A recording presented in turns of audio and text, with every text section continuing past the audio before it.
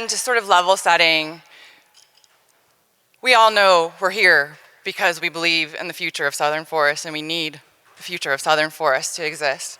Where keeping forests took a few years to wrap its head around is that our mission really focuses on supporting private landowners by driving market conditions. And so you can read the mission statement, but that's really what's at our core. It's forests, landowners, and markets. The three ways that we talk about the work that we do is that we're systems-based, so everything that we do has to have applicability at a 13-state geography that mirrors the Forest Service geography in the South. So that's from Virginia over to Oklahoma and down to East Texas and sweep all of the states in between. Has to be systems, it has to be addressing things that will impact that entire ecological, economic, social, and political system. Collaborative, obviously, we're here.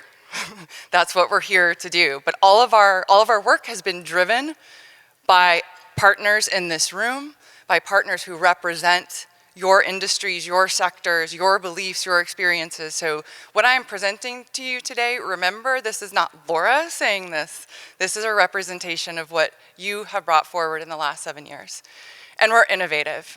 We want to be on the edge of things. We don't want to be doing the things that we've done over and over and over again. We want to take the risk because who else is going to do that? So we're going to do the hard things. So what we do, really there's three things. We convene, and we've done a fantastic job at that. You're gonna see that a little bit later. We innovate, so we find those innovations that really are going to make a difference at that system level, and then we scale. And then these are our 3 strategies that we have developed over the years. One is a strategy around regenerative forest products. So how do we promote and expand those markets for timber and non-timber forest products? And when I say non-timber forest products, I don't mean emerging markets, right? So take all of the ecosystem services out of that. Everything else that's in there. Emerging markets, you'll see a little bit later why we're focused on water, but we are focusing on catalyzing a water market, an ecosystem services water market. Essentially, how do we compensate landowners for the benefits that their forests provide to water quality and water quantity? And then the last is champions and leaders. And so really looking at how do we build a critical mass of leadership who actively support working forests in the South. I'm gonna posit to you today that it's our 2 market-based strategies that do that. It is not a separate strategy, but it's integrated into everything that we do. We're still doing work in that, that's Laura's posit. Lastly, I just want to show you what we've done in each of these areas this year. Social network analysis, really looking at how we convene, strategy positioning, really with all of our work streams, or all of our strategies, but specifically when we're talking about building a Southern Forest brand. Emerging markets really has been focusing on scaling. How do we develop things that can scale? And then these are the very specific projects, many of which you will hear about today, or over the next couple of days. Southern Forest Products brand, creating a valuation tool for forest water benefits. I'll talk a little bit more about that. It's basically how do we quantify the value of forests. So 2, developing a corporate water market, and then our community-based social marketing. And then the last one is the champions and leaders videos, which you have a link to on the sheet that has QR codes on it. So if you're interested in seeing those, then they're there and they're fantastic. As I said, I'm really excited for you all to see what we've been doing. I have this talk titled Strategic Shifts, but really I think this is evolution. Evolution of something that's been happening a very long time. Last year I stood in front of you and I said we need more innovation. I stand in front of you today saying, wow, in a period of a year, we've kicked some things off the ground that are hugely innovative. Do they have a future? We'll see. So all of us are in the room today because Southern forests have some value to us, right? And I don't mean the value that Southern forests are great or we need Southern forests or the stories that we might tell around a campfire. I'm not talking about if I ask you what your favorite forest memory is or your favorite memory in a Southern forest. I'm not talking about the story that I would get. I would love that story. We could walk out of here right now and sit around a campfire and drink bourbon for the rest of the day, and you might actually prefer that. I might actually prefer that. But what I'm talking about is something a little bit harder, taking a really critical look at what is the value of Southern Forest to you. Your organizations are only relevant if Southern forests exist. Now, we're not at some critical point where all Southern forests are going away, but we are facing loss. This has been a 7-year effort. We're gonna have the Southern Forest Outlook talk a little bit more about the future of forests right after me, no, a couple presentations after me. So we'll get to hear a little bit more about that. But literally, none of us would have a job. None of us would have the passion that we have. And then really the last thing is I want to know what that value is. Is it that Congress, you do well in the work that you're doing and Congress gives you more funding? Is it that an endangered species is delisted? Is it that you have the best return on, or the best year in terms of results, in terms of profit? What is it that's driving you? And to get really critical at it, is it a legacy? Is it that you change the future of a specific community? We have a couple people in this room that are working on Ayers property. Go deeper though. Why is it important? Why is Ayers property important to you? Why are these rural economies important to you? Find the thing that is at risk if you don't continue this work. We're gonna talk a lot about value and investment this week. Because Keeping Forests is focused on creating markets, expanding markets, supporting markets for forest landowners. What does that actually mean? That means that we are asking someone else to value the thing that we also value. So without knowing what we value and why we value it and what's important about it, how do we actually ask other people to invest in it? For those of you in the forest products industry, how do you actually relay that message to your consumers, right? For those that are in government, yes, the public, citizens have to be invested, they have to find value. You have to make a reason, a case for that. So what I would like you to do this week is to really think about what that value is. I'm gonna not bury the lead and say, Keeping Forests needs investment to move forward. So this past year, we have been working to figure out how do we position ourselves to say this is valuable to you, but I need to know that you are thinking about what's in it for you, because nothing that we should do, nothing that we do, isn't mutually beneficial.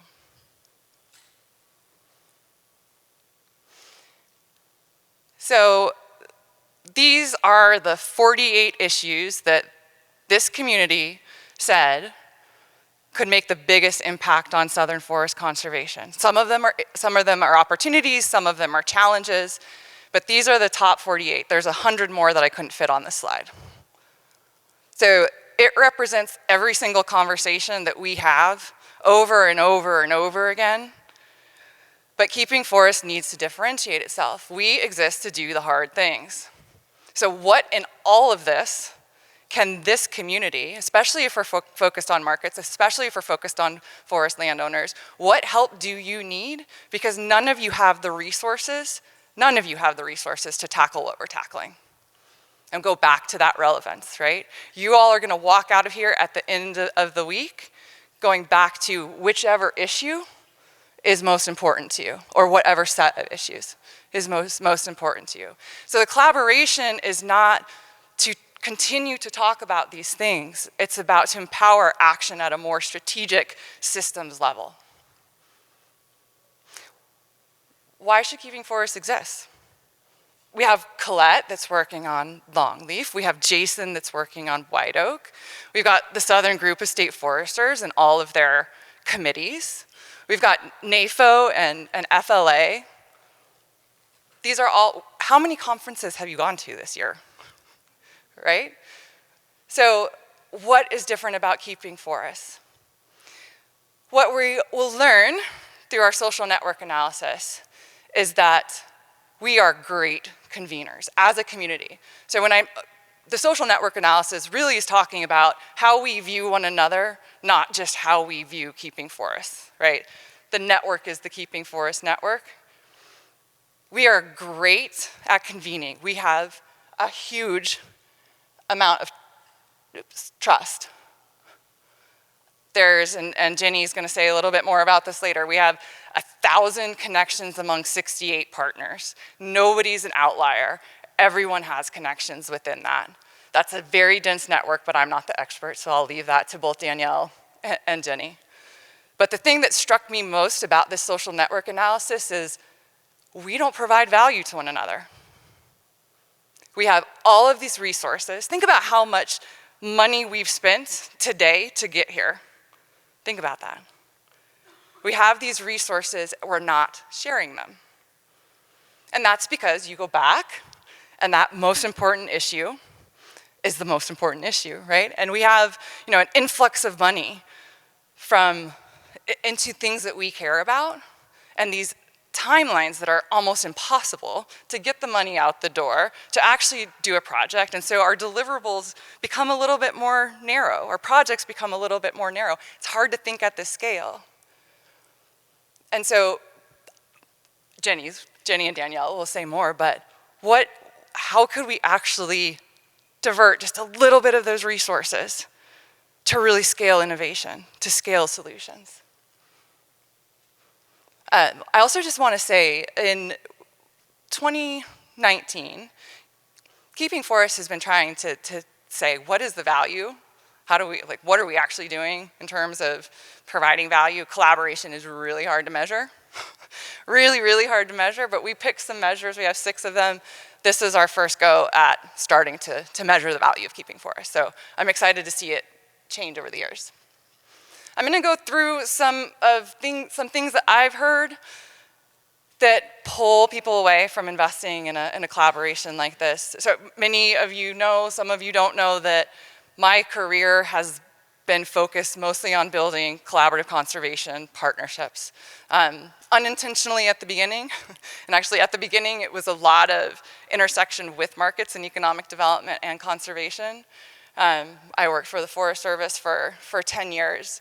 And then stepped out to go into consulting on my own, and am now here because I believe in this partnership. But what's incredible about what Keeping Forests has done, because I've seen collaborations over and over and over and over again. Everyone wants to change the world.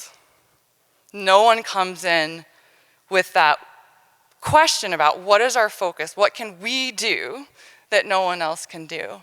And so the fact that we got to these very focused strategies that say forests, southern forests, landowners, markets, that's what we can do, it's pretty impressive. It's pretty impressive. So I'm going to go through some things that I hear about why this is hard. This is really hard. This isn't supposed to be easy. We get you here together because we want to be the strategic arm for you, right? And draw these resources that we do have together beyond just building relationships. So these are some of the things that I hear a lot, and all of it speaks towards value. So go back to that thing that you maybe have started to identify as this is why I value Southern Forest, or this is the value that they bring to me. This is probably the most common thing I hear. Like, we are so outwardly focused, like if only they knew the value of what we do. Going back to what I said at the beginning, we're asking people to value something, right? We have to create value for them. And so you are going to see these 3 experts. These 3 experts, please raise your hand or stand up, who are branding experts. They've done this for big brands, big internet. Corona's on your website, right?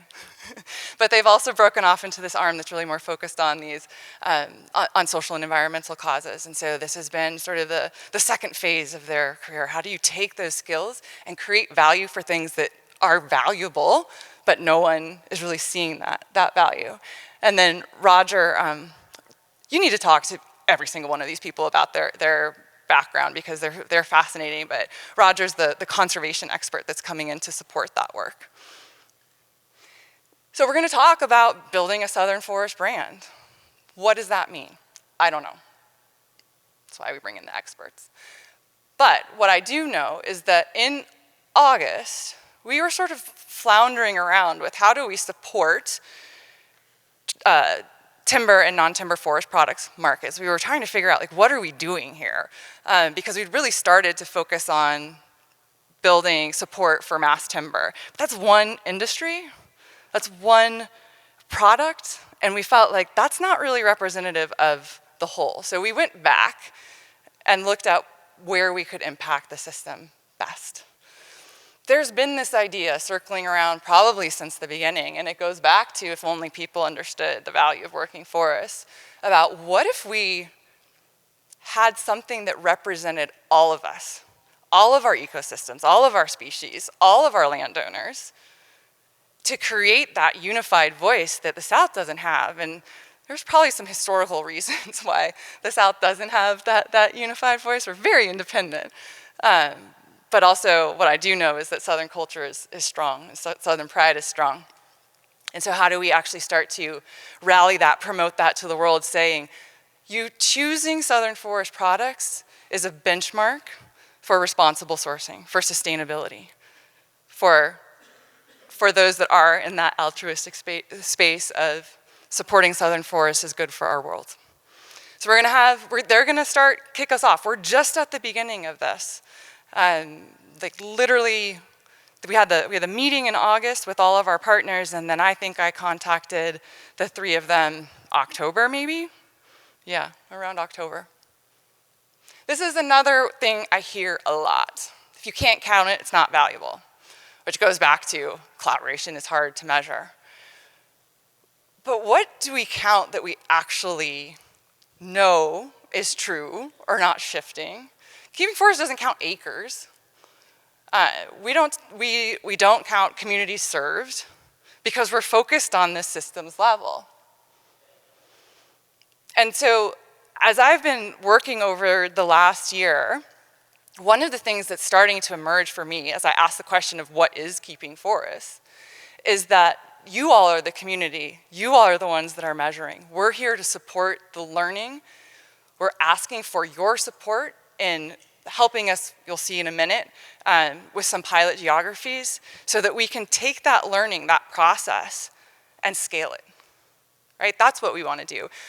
I'm not exactly sure where our water markets will end up, but the work that I'm about to show you that Lauren is helping us with in South Carolina, we've imagined several different things. We've imagined training programs, mentoring programs. We've imagined how can we take those lessons and just have each watershed apply the process, or maybe it's the solutions. Maybe the solutions translate. A decision support tool. There's so many different ways that this could go.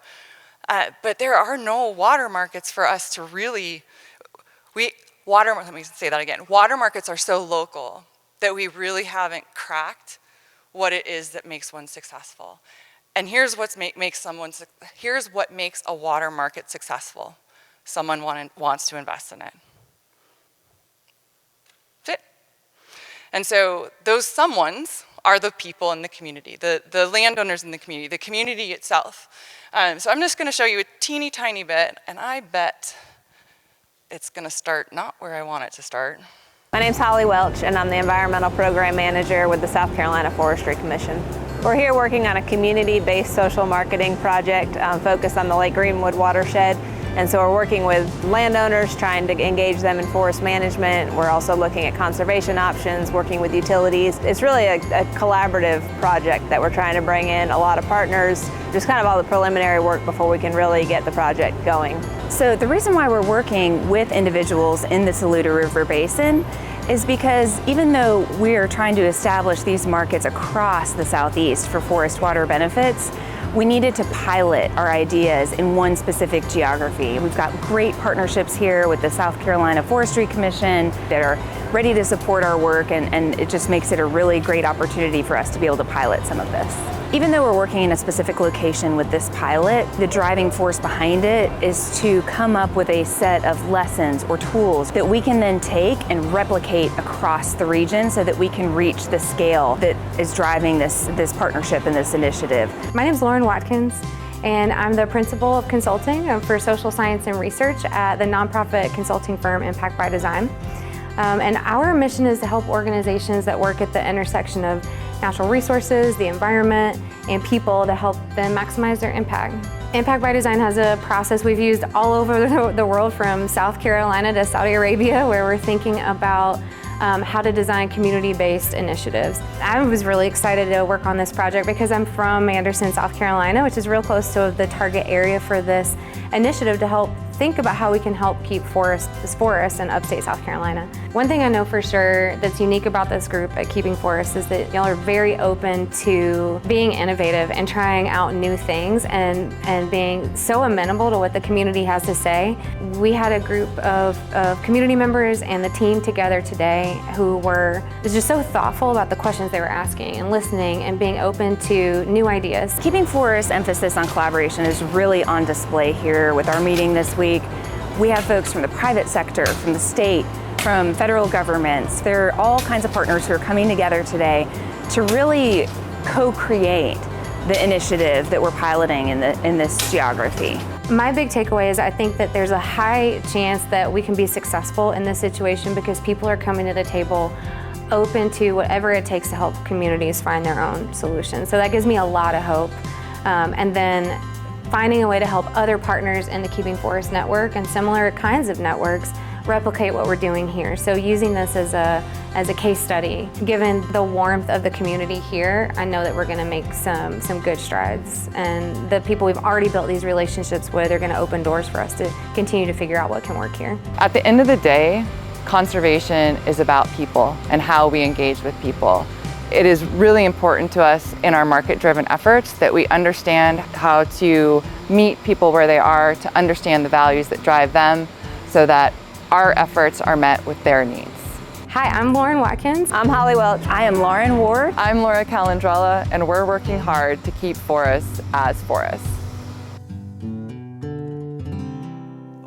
What's really cool about this example, this is the first pilot project that we have done as Keeping Forests. At the beginning, we were shying away from that because we were saying we're creating change at scale at a 13 state geography. So why would we start with pilots? Why would we prioritize pilots? Water's really kind of hard to learn anything about without a specific geography. So it makes a lot of sense that we're starting here. But what makes this really special is that this is an example of resource sharing. This is an example of what happens when a partner steps up and says, I have some resources to offer. Those resources not only being a pilot geography, but financial resources. She's bringing $15,000 to the table, so it's the South Carolina Forestry Commission. But saying, like, this is meaningful to me, and I see that it's meaningful to you, and it's meaningful because we know that it's going to create value, because the community is going to help us define what that value is. And so this is the piece of our work that I would say we're furthest along in. But it's not just Holly Welch. It's not just Holly that's bringing resources to the table, and it's not just South Carolina. So Nick DeLucio is co-leading that effort. Nick, why are you co-leading that effort? You want to bring it to Georgia. So talk to Nick about why he's engaged in this, what he's learning, what he's seeing already. I'll let Lauren explain more, but we're just at that phase where we're starting to design a campaign, or do the research to design a campaign, which is really exciting. Lauren's going to be out at football games raffling off chainsaws to really understand what's valuable to our communities. Chainsaws, maybe. So this is cool work. This is different work. This is innovative work. This is not our traditional approach to how we think about getting our message forward. This is another one I hear. There's no guarantee. And I get it. Like, it's human nature. Like, I don't want to take a step forward if I don't know that I'm not going to fall off a cliff. But if you go back to that social network analysis, instead we're just turning circles, right? We're just turning in the same circles. Building relationship is hugely valuable. I'm not taking anything away from it. But quite honestly, I don't think keeping forests, I don't think there is a justification for keeping forests to exist if all we're doing is convening. We have to have some sort of action. And if we are serious about those three strategies, if we're serious about saying we do hard things, we take on things that no organization can or will take on, then there isn't a guarantee. We are also looking at catalyzing a corporate water market. WWF came to us 3-4 years ago. Another example of resource sharing, saying, hey, we are doing some work, some heirs property work, some watershed management work in the Mobile Bay area. We need to know what's the potential for a water market. We know you guys are looking at this. We know that you're developing some tools. So will you help us? What's interesting about the investment that they made is it 100% went to staffing, right? So they're asking us, go do the learning. We need to know. So the first round of that grant ended in March. There is no opportunity for a public water market. So this is where it gets interesting, because there's a lot of private sector entities in Mobile Bay. A lot of bottling companies, a lot of brewing companies, textile companies, not to mention forest products industry. And so I actually don't know Will.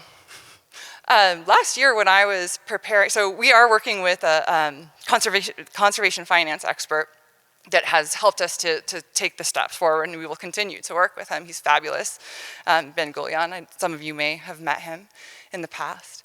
But last year when I was preparing for the meeting in Mobile, I was trying to figure out, wrestling with this problem of innovation, like how do I help infuse this partnership with some innovation, get them excited about innovation? And I stumbled across and down into a rabbit hole of Will's podcast. And he is the corporate water market expert in the world.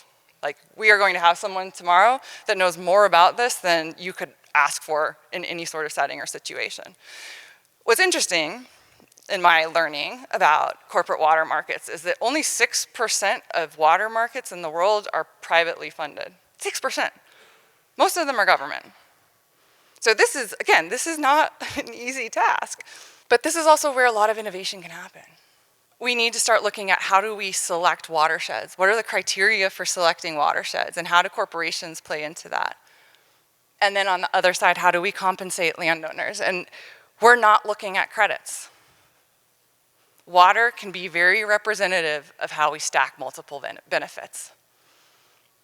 And so I think we're learning a little bit about credits and how carbon has approached that and what we're really after.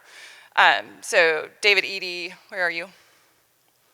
There you are. So he invited me to sit in on a Georgia Business Compact that's looking at catalyzing a carbon market in Georgia. And there's a really interesting conversation going on about, okay, how do we approach this? And David, you said something really, really poignant. It's like, are we doing the same thing that we did with LEED certification and just trying to like add a bike rack in because it's gonna get us more points, right? And that's kind of where credit starts to lead you. Like, what's the value of a credit versus turning towards what businesses want within their communities of driving towards outcomes. So Will's gonna come in tomorrow and workshop that with us. This is another place that I think a conservation design challenge could be really effective. This is a place where I start to think about what is keeping forests. I think there's a lot of private equity that could be invested in a mechanism that compensates. Like, what is the trading mechanism? What is the actual thing that trades? There's fintech that's possible here. Like, keeping forests can create real value that feeds back into us creating more value. This is something else I'm really curious about. Also, I will say, we just got so the original grant was $75,000, and then we just got another $35,000, and it's from WWF, but Accenture has also stepped forward and say we want to look at this because we want to see what technology we can build. So we're looking at what's the roadmap to a technology that could support exactly what I'm talking about here. It's not fast enough. It's not. Not for the pressure that I think we feel that comes from the passion that we have. Like, we want to change it all right now, right? But we're dealing with a system. We're dealing with an ecological system. We're dealing with a human system. Humans don't like to change very much. Lauren can tell you a little bit more about that tomorrow. It's hard. Change is hard. We don't like it. And so I'm going to give you an example of where we can invest, where we invest and where we find value helps us to move faster. I can tell you it doesn't move faster if we are all in our own pockets, not picking our heads up to say, where are we spending resources on the same thing? And I'm not even just lobbying for keeping forests. It's all of you within your own organizations and partners that are more closely connected to you. So this is actually the full scope of what we're trying to do with catalyzing a water market. We're trying to create a framework. Again, we're doing the strategic learning that others can go and implement. And our partners are the ones that are helping. They're the ones that are measuring. They're the ones that are helping us see how to do it so that we can scale. So like this was on the previous slide. So identifying target markets and watersheds. Lauren's work with us in the Saluda River Basin, that's how we start to look at how do you motivate local conservation action. Then there's this question of how do you determine fair market value? This is where I want to talk a little bit about investment and value and speed of results. So NC State and the Forest Service Southern Research Station are building a model for how to calculate down to a tract level the benefit that a forest provides to water quality and water quantity. Down to a tract level.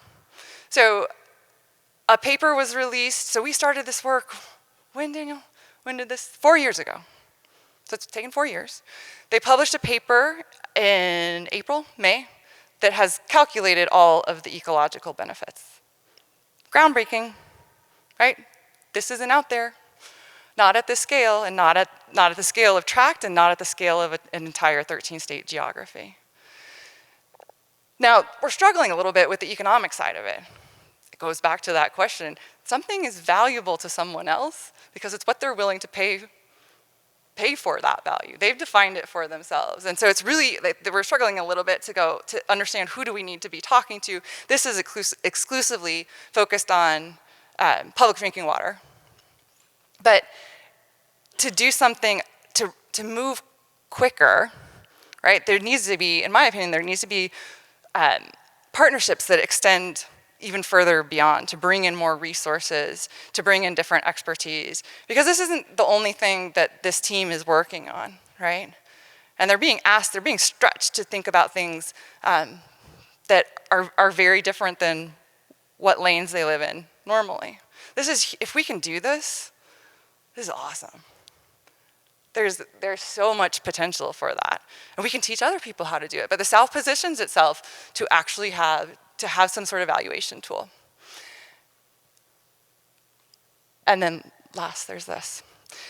Emerging markets has moved furthest in innovation. But it's cool to see how it all creates a chain of learning, and we're piecing it all together. So there's more to come there. We're not having a presentation this week about that tool, but stay tuned. Just probably early next year, we'll have Pete come in, Pete and his team at the Southern Research Station to give us an update on a webinar. Last one. All we need to do is tell our story. It kind of goes back to the first piece, which is like, we just need people to understand. Or if only we just tell them, we just tell our stories. Our stories are fascinating and cool and inspiring. I got to go out into the field a few weeks ago with Jason. We had a whole tour of the entire supply chain from white oak all the way to a glass of bourbon. Fun, really cool story.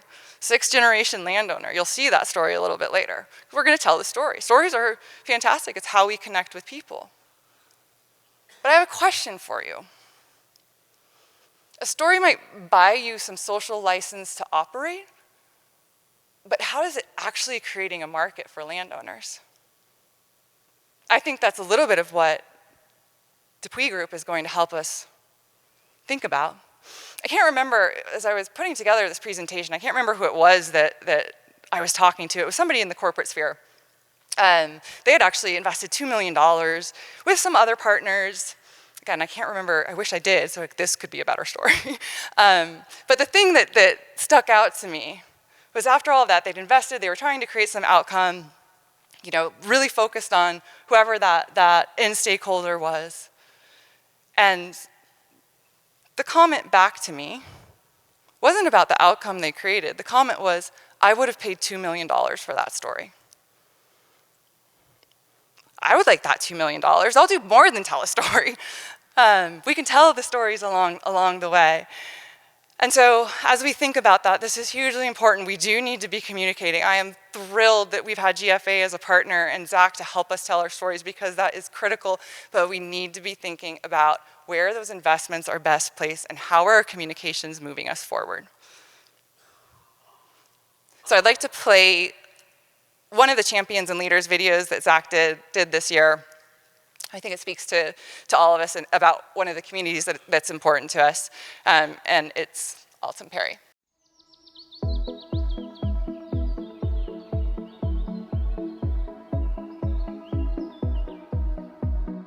I'm Alton Perry.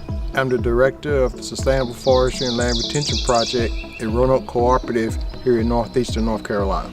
The Sustainable Forestry and Land Retention Program started about 10 years ago. There was a partnership that wanted to look at addressing the issue of land loss, specifically in the African American community. When you look at statistics, around 1910, African Americans amassed about 15 million acres. When you look at those numbers today, there's been about 90-95% land loss.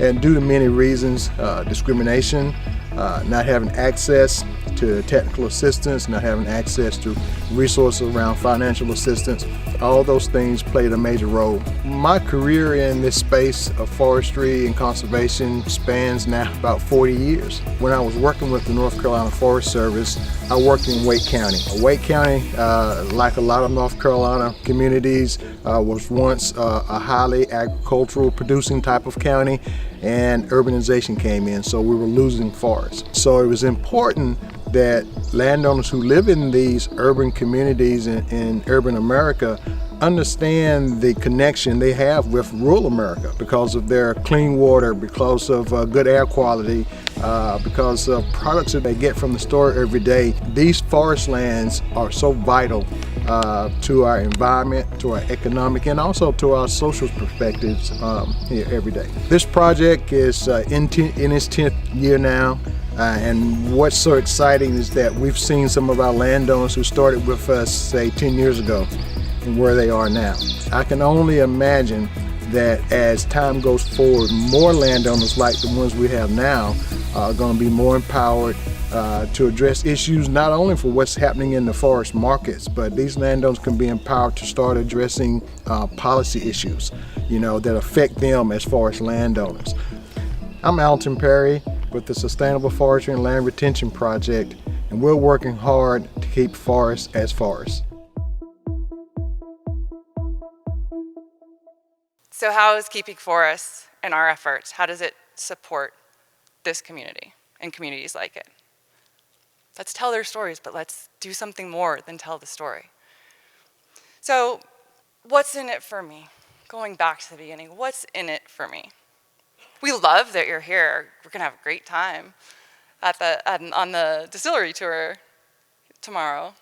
We love building a relationship with you. We love seeing new faces in the room. I get to hear a lot of new stories. There's so many people in here that I've connected with before or creeped on LinkedIn that I knew were coming, and to hear your story, to hear why you're here. What's in it for you? But to really get to that place of when you walk out that door, and you go back to your job, and you're facing crisis, or you're facing interruptions, or you're facing distractions, that you let us focus on the strategy. Us being us, but also us being sort of the backbone organization that is supporting keeping forests. And we bring in these experts, a lot of them are sitting over at that table, that's why I keep pointing over there. We bring in these experts to help us. We ask you to engage in shaping the strategies, in finding those geographies and doing the learning. But think of us like your strategic arm, to focus on the things that, quite honestly, if we had time, right, we would have been doing them already. Hard things, big things, systems level things, 13-state geography. We're trying to do something that impacts every sector, every industry, every ecosystem, every forest landowner. We think we're onto something. I'm super excited, really excited to share with you what we're doing. And what I said to my executive committee, if you've ever seen frustration in me this year, it's because the passion that I have for this and the possibility that I see. But I'm not the only one. I'm going to share with you one last video just to get a sense of how important all these 13 states are.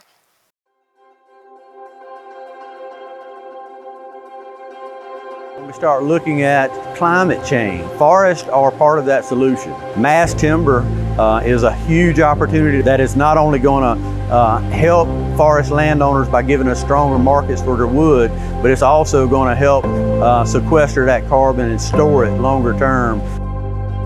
The great news about forestry is that forests provide so many benefits. Our growing population depend on the benefits that forests provide. Private forests contribute to, first of all, habitat for wildlife. We're talking clean air, we're talking clean water. That's why private forests are very, very important to the state of Texas and others in the southern region. Private lands in Georgia are essential, and private lands are really the foundation of one of Georgia's largest industries, and that's its forest products industry. Some of the biggest threats we see in Kentucky are in terms of forest health. There are some threats, though, that we can mitigate and slow down. And so our goal is to help empower the citizens of our state with the information they need to make those forest management decisions. So one of the greatest threats to private forest in Mississippi is probably the threat of conversion, which is directly tied to access to markets. When you're a private forest landowner, the ability to receive a return on investment is very important. Healthy markets create healthy forests, and healthy forests create healthy lives. If the landowner doesn't have an opportunity to sell their timber, they don't have as much of a reason to manage it. And an unmanaged forest is not always as healthy as it needs to be. Sure, I think landowners can build a legacy for their family, and also it's an investment, an asset. As we see forests being passed down from generation to generation, the tracts of forests become smaller and smaller, and it's harder for us to find the consultants or the logging contractors or other resource professionals to take on those smaller tracts of land.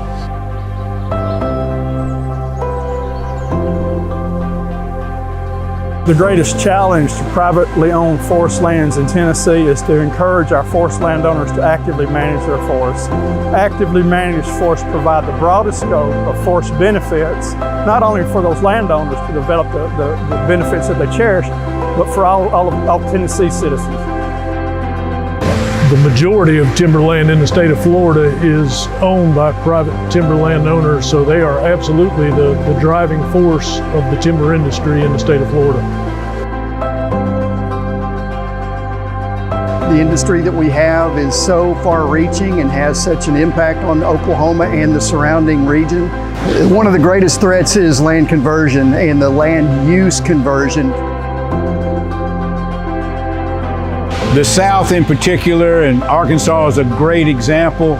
We thrive on collaboration. My name's Scott Phillips. Al Davis. I'm Mark Goler. Wade Dubay. Tim Lauermore. Brandon Howard. I am David Arnold. I'm Russell Bozeman. Scott Bissett. I'm Joe Fox. Darren Albury. I'm Rob Farrell. Rick Utz. And we are Keeping forest as forest.